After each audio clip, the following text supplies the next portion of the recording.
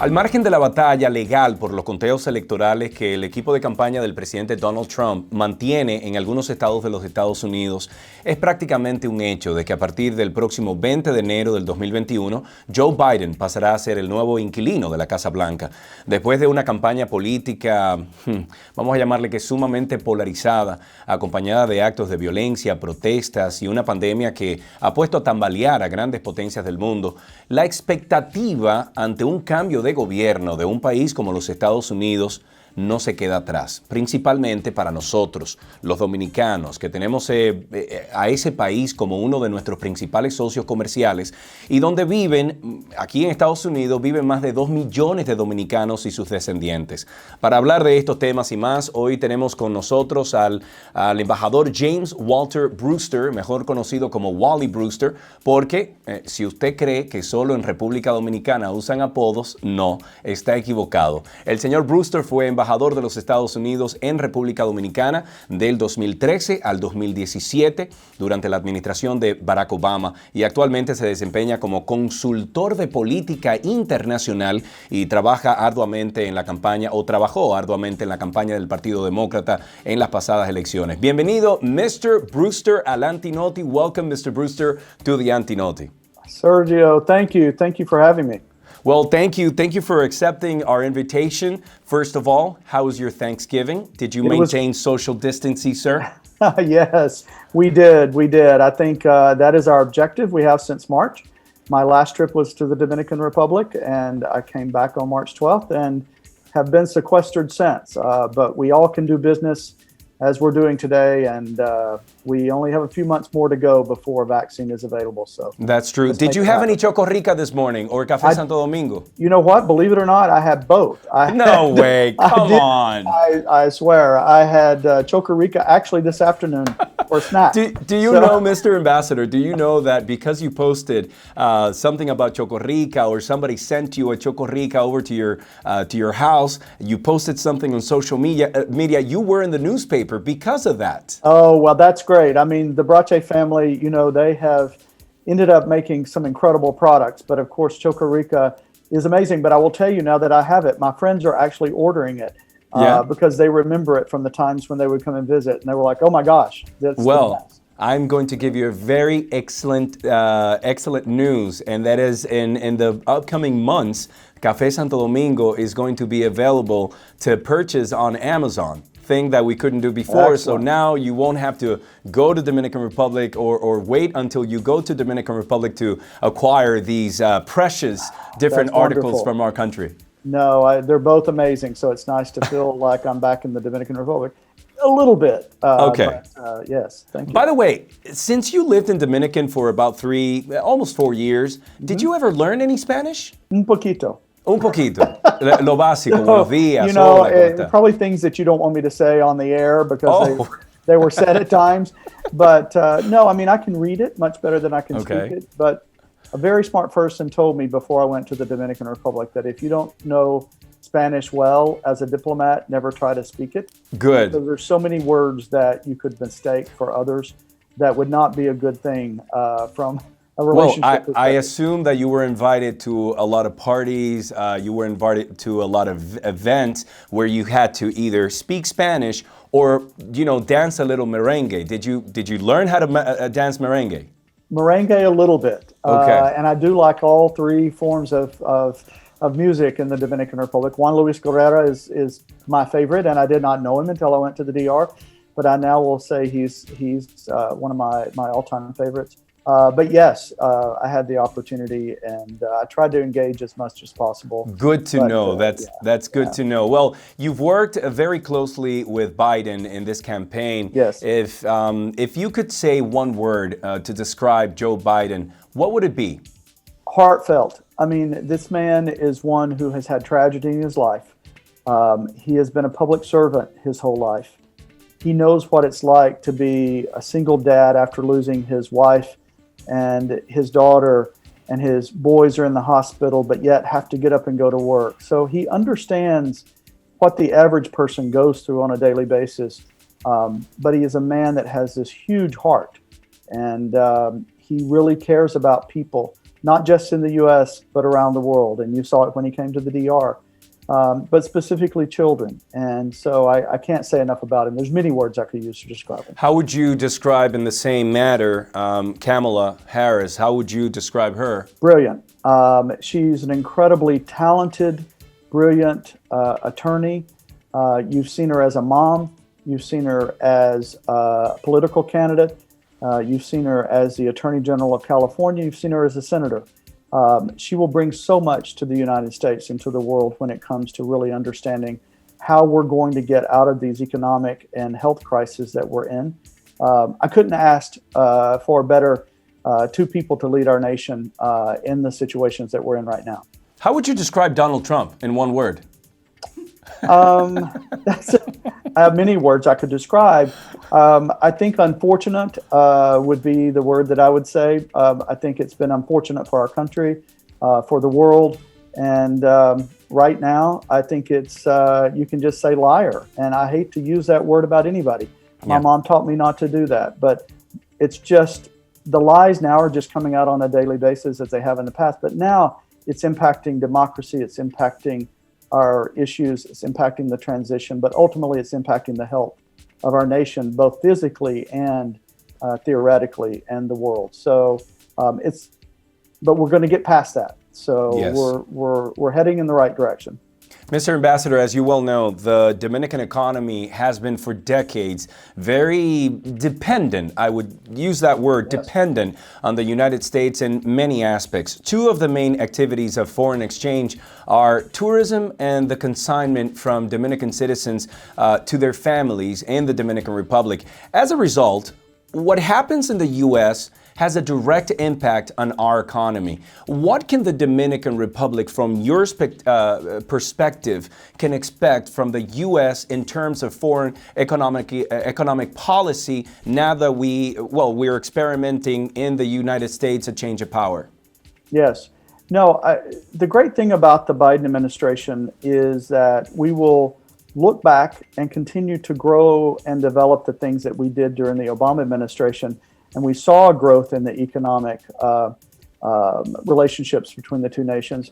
But we know that we have to find new ways coming out of COVID to increase the economic stability of all nations, not just the U.S., but the Dominican Republic as well. So you will see a re-engagement of research. You'll see a bigger push on external investments into countries like the Dominican Republic. Do you anticipate any changes specifically in commercial relationships between our two countries, or do you think everything is going to be as we've always known to be? No, I think you're going to see an increase in people looking at opportunities. And, you know, I've always been a proponent of the Dominican Republic, but the one thing that the Biden administration is coming in is that economic investment to our allies is going to be a priority. That has not been the last 4 years. And so when you see across the spectrum of our government, you will see all agencies engaging with their partners in the Dominican Republic and also engaging with the private sectors on both in the Dominican Republic and the U.S. to make sure that we're spurring growth, looking at our trade agreements, making sure that our trade agreements are working, but also stopping the corruption, such as really re-engaging the Caribbean Basin Security Initiatives and others that were started under the Obama administration.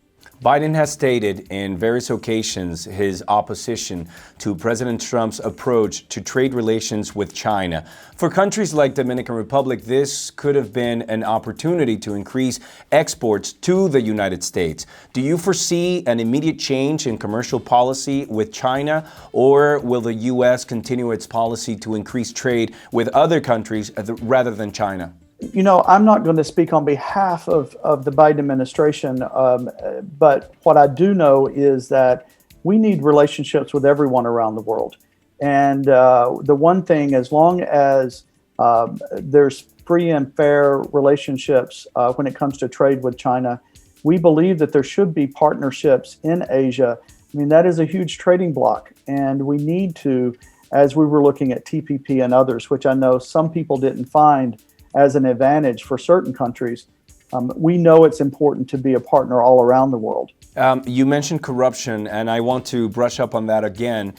Even though most Hispanic communities traditionally favor the Democratic Party, most Dominicans, independently of their political affiliation, have favored the State's Department's strong hand, let's call it that, taking actions to fight corruption in Latin America. For example, it was said that a call from Mike Pompeo convinced former President Danilo Medina not to modify the Constitution in the Dominican Republic and seek a third term for office. But there is a perception that Democrats are usually less tough against foreign governments and focus more on the U.S. internal issues. Should we expect these actions against corruption to continue under a Biden administration? So I would actually take disagreement with that in the respect that if you look back, even during the time that I was ambassador, you saw multiple visas being pulled. There were multiple investigations that put people in jail. We were working closely on a lot of issues that were transnational that a lot of the public didn't even know about, that we were working on to make sure that both the Dominican Republic and the United States was safe.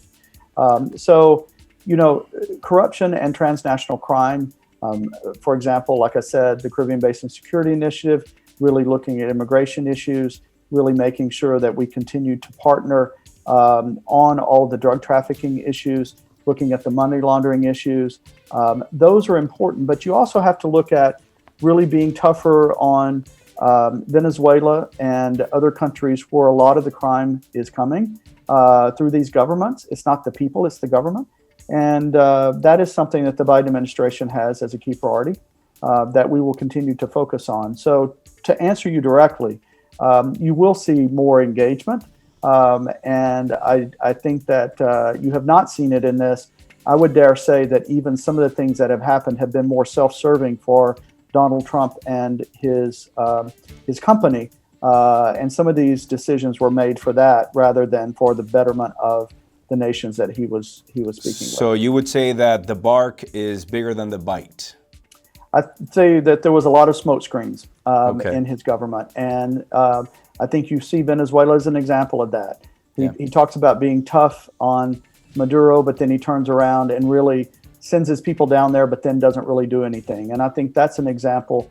So you can go through multiple, and we could spend the hour talking about the smoke screens that he would say one thing and then he would actually do another once the press was out there and they said what they did. So I think if you start looking at really what was said and then what was done, you'll see there's a deep divide in those two things. There has been a lot of speculation on social media and the media itself here in the Dominican Republic that a part of the Democratic Party's agenda will be focused on the problems in Haiti, and that one of the solution or one of the most important solutions that they're coming up with would be to promote a merger between our two countries. Having lived for almost 4 years in the Dominican Republic and knowing personally what the situation is with Haiti and the burden that it has on our economy, what would you say to the Dominican people that are worried about something like this with the Biden administration?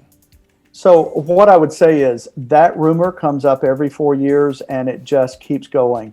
You know, these are two sovereign nations. The United States doesn't have the power to merge them together, nor would we. They're two independent nations that have their own governments and their own systems. And our objective as the United States, and I'm only speaking on my behalf of when I was with the Obama-Biden administration, but also what I know of the United States as a whole, is that we just want countries to work together. And we want to make sure that human rights are upheld. We want to make sure that trade flows well. And we want to make sure that everyone is being engaged in their democracies. So it is just an outright rumor that has never been a conversation. And it's for those who want to be negative about the United States and are just looking for something to come up with, such as Donald Trump did with the birther movement with President Obama. People come up with, things all the time that are not fact, but they want to scare people. Right. But that is something that is just a ridiculous rumor that has no substance. Hey, the church asked me to ask you if there's a possibility that you could be appointed ambassador to the Dominican Republic again. I'm sure it wasn't the church, it was me. I was going to say, I'm sure the church would not want that switch. Would that be a possibility that you would be appointed ambassador again to the Dominican Republic?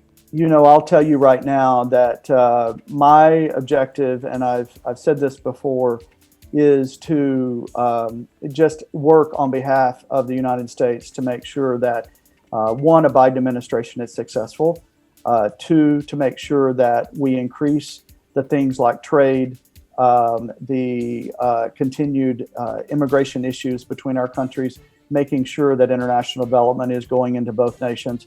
So you never say never to anything because you don't know what the future looks like. But my plan right now, Sergio, is that I'm opening an office up with my business partner in Santo Domingo. Okay. It was actually, we're filing for those licenses next week. And my plan is to continue to serve on the outside so that I have a greater impact on not just the two nations that we're speaking about today, but the overall aspects of the Americas. Do you have any leverage because you were an ambassador in the Dominican Republic, and now that you're telling me that you're opening up this office in Dominican, would you have a leverage in getting maybe contracts or some sort of business because you have so many friends in politics, in politicians there in Dominican? So I wouldn't call it leverage. What I would say is that I hope I have respect, that people know that when I served, as well as an individual, that the things that I represent and the people that I am around and those that the ideas that I promote are those that would be the values of what both nations would want. Also that I'm a businessman, that they see our company as having the value that we do. But business is built around relationships. And so having those relationships do help expedite business. So, I think everybody uses those contacts in business to move things forward. And I think I can be a facilitator of that in a much greater way. And that's why we're opening up the office, because of that opportunity.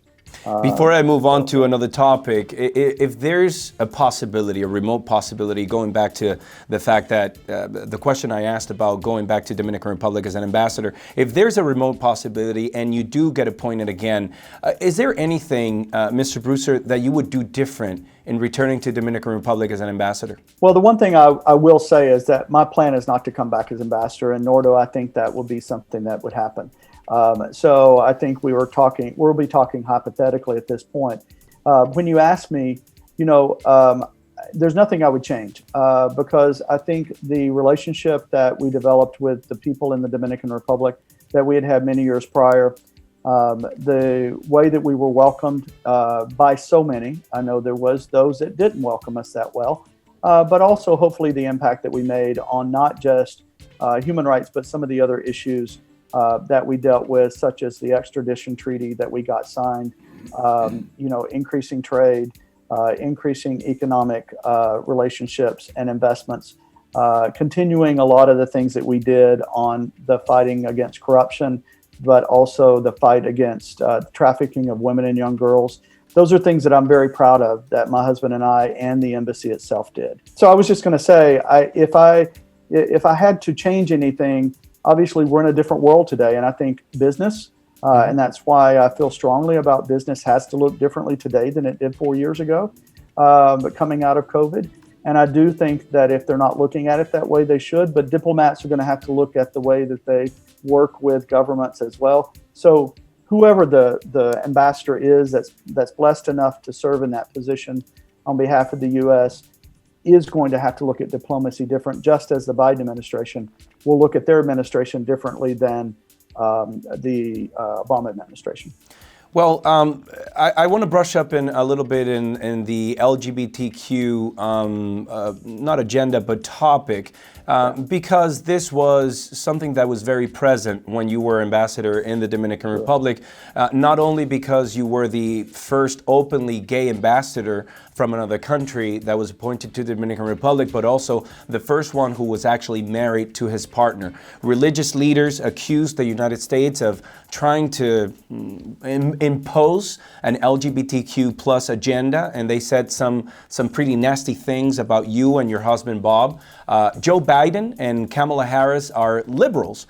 Part of the negative campaign against Biden among Dominicans on social media was about the plan that the Democratic Party has to impose an LGBTQ plus agenda. Do you think that's fair to say in my behalf? So I'll say a couple of things on that issue. One is, if we wouldn't have been there and elevated that tough conversation that society had to have, I think a lot of young men and women growing up and that were born the way that they are and the way that God created them, they would not have the opportunity to really feel like they can be who they really are.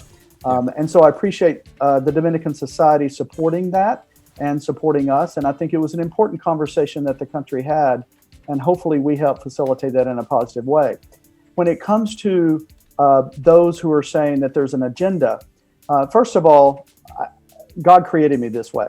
So I'm not changing anybody, and nor can I, because everybody is their own individual person. What I will say, too, is that it is two things. One is people say things like that to create fear of the unknown, or they do it, and the ones that seem to stand up and say it the most usually are the ones that are trying to hide something. And we know what that could be. And we find that happening all the time. So I would say that, look, LGBTQ rights are very clear. We just want to make sure, like any citizen of any country, that the laws protect us just like they would any other person, whether it's the U.S. or the Dominican Republic. It's not about walking down the Catholic Church aisle and getting married. Marriage sometimes is the word that's used in the laws. So once again, you get actually married, or technically at the courthouse or when you sign that piece of paper. So when people are talking about marriage and LGBTQ rights, it's about the laws and being protected under the laws. It's not about people having to change their religious opinions of if they like us or not. But I think Mayor Pete Buttigieg said it right. And if somebody has a problem with who I am, then they need to take it up with their God, because that's a problem that they have with him or her. It's not something that I have a problem with my God. And so I would say they need to be having that conversation. Do you think Dominican Republic is ready to allow same-sex marriages? And I ask this because there has been some talk in the last month about this topic, and I know that because of your closeness to the Dominican people and to the Dominican politics and to the country, I would think that you have a very educated answer to this. Well, I think if you look at what the Pope most recently said, if there are laws that do not allow the same rights for couples in the Dominican Republic of the same sex that are discriminated against them, and it's because it's not allowed, then I would say, yes, it is, because I think the Dominican people are one that want to be embracing of everybody. I don't think it's a discriminatory culture. And if you look around the world, the majority of the progressed democracies around the world do have. Many of them even have leaders that are openly gay. So from that perspective, I do hope, but it's up to the Dominican people to make that decision, and the Dominican lawmakers to put that forward, and the Dominican communities to have that discussion. My hope is, though, that at some point in time, no one has to move out of the Dominican Republic because they can't be who they are. Good. Changing subjects, let's move on to cannabis. And I ask this because during the campaign, Kamala Harris mentioned a couple of times that she would be for the legalization of cannabis. Do you believe that this could influence the DR within the, let's say, next 10 years to take this step, either if it's for recreational or medicinal purposes, knowing today what we know about the benefits medicinally about cannabis? So I think that, the Dominican Republic, and I always say this, is the perfect example of a country that has so many great opportunities because of all the natural resources you have. And it is an incredibly wonderful place for agriculture. So if there is a time that is created where it makes sense, obviously it would be a great opportunity. But also there has to be that balance, because right now it is still illegal in many places. And what you don't want is it is illegal, but we're seeing other Latin American countries like Argentina recently that are legalizing marijuana for recreational and for medicinal reasons. Correct. And I think the government, and I can't speak on behalf of the U.S. or the DR government, I would just say that one of the challenges people have to remember is that perception comes with reality sometimes, but sometimes perception is not the reality.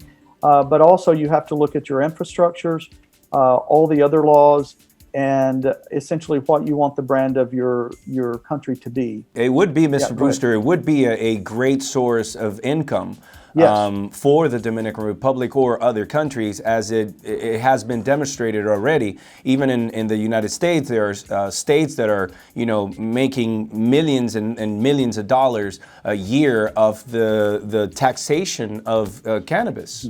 No, we think it should be legalized. It's not about whether you should or not, it's when. And that is ultimately the question.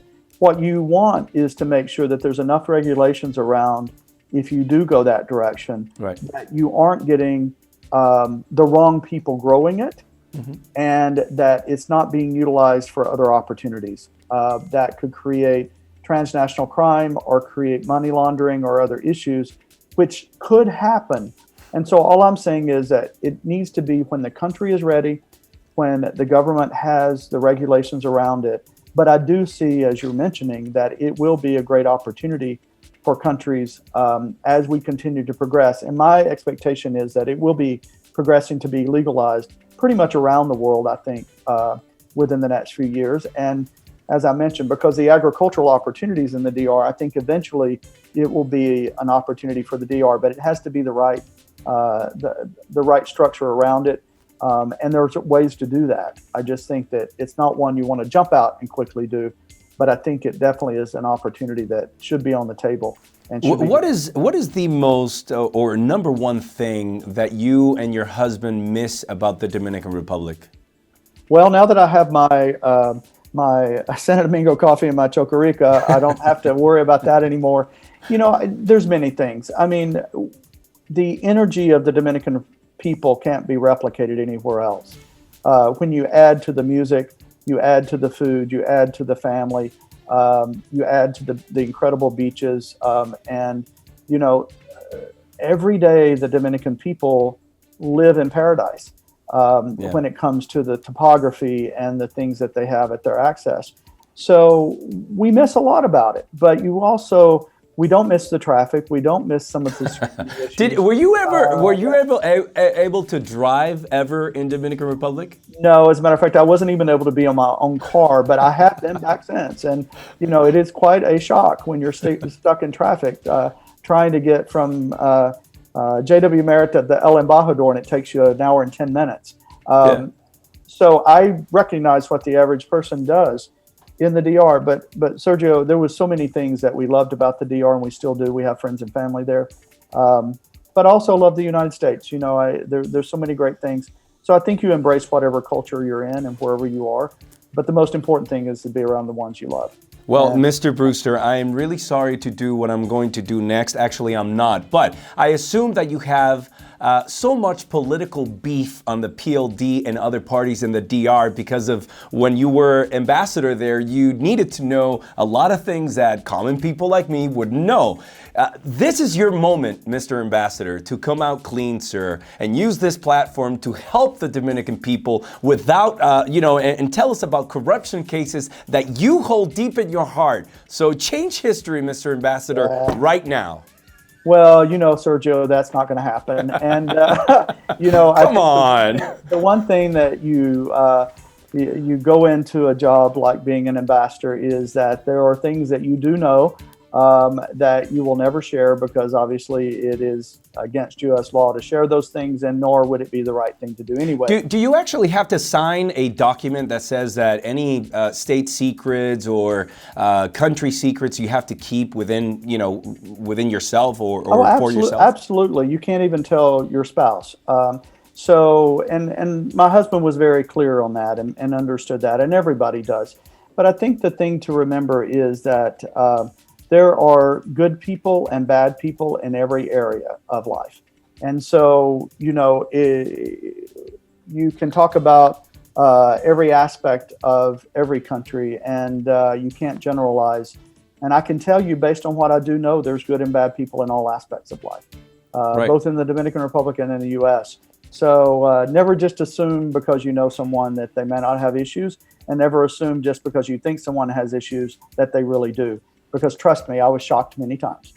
Do you think that the new government is doing the right thing when they appointed Jenny Berenice and Miriam Germán, and they call them too, or the structure that they're building, they call them independent for our justice? You think that's the right move to do? So I'm not going to pretend to know the objectives of the Benedor government.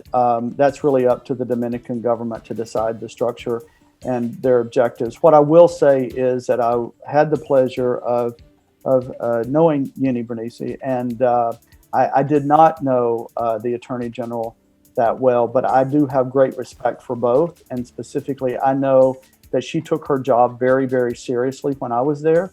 And so I do think that there's great people in their jobs that are taking their jobs very seriously. And I think for any administration, no matter what party, that it's important that you do have people in those roles that are fairly independent and take their jobs seriously, and don't lean to political pressure and do the right things for the people of the Dominican Republic. And I do think that both women are highly regarded, and I think they will continue to do the great thing. And you have people like Farideh Raful and others who, are doing an incredible job and well-deserved elections for a lot of people.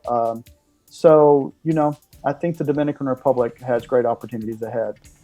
Before we let you go, Mr. Ambassador, I think in behalf of a lot of people, we have to thank you, because I remember the case about a year and a half ago when we had very bad publicity around the world because of a big coincidence of people, basically Americans, dying in resorts, and you came out in different outlets in the United States defending the Dominican Republic, and I saw some of those interviews, and I think in behalf of us Dominicans and a lot of people that think the same, we want to thank you for that, because you defended us like if you were a Dominican citizen. Well, thank you. No, it was easy to do, because you never know what the situations are, but to blanket a country for something that was happening that was independent of each other. Being someone who knows what happens with tourists, you always look to see if there is something that is significant that tourists should know, but you also don't want to make a blanket statement that a country is bad. And I know it hurts so many people, and ultimately the people that were working in hotels that need the jobs the worst. And so I was more than proud to do it.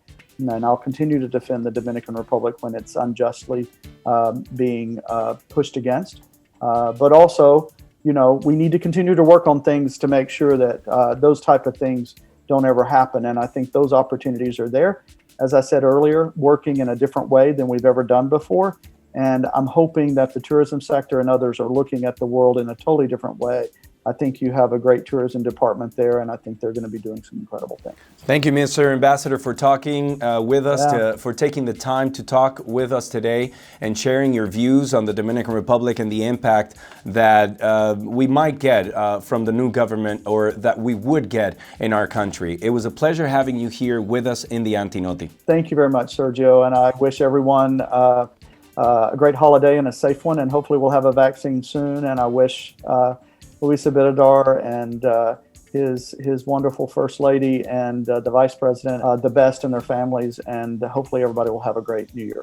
Amen to that. Hasta aquí esta entrevista al señor Wally Brewster, ex-embajador de los Estados Unidos en la República Dominicana, consultor de política internacional y miembro del equipo de campaña de Joe Biden. Soy Sergio Carlo, a nombre de todo el equipo del Antinoti. Te vi, te veré.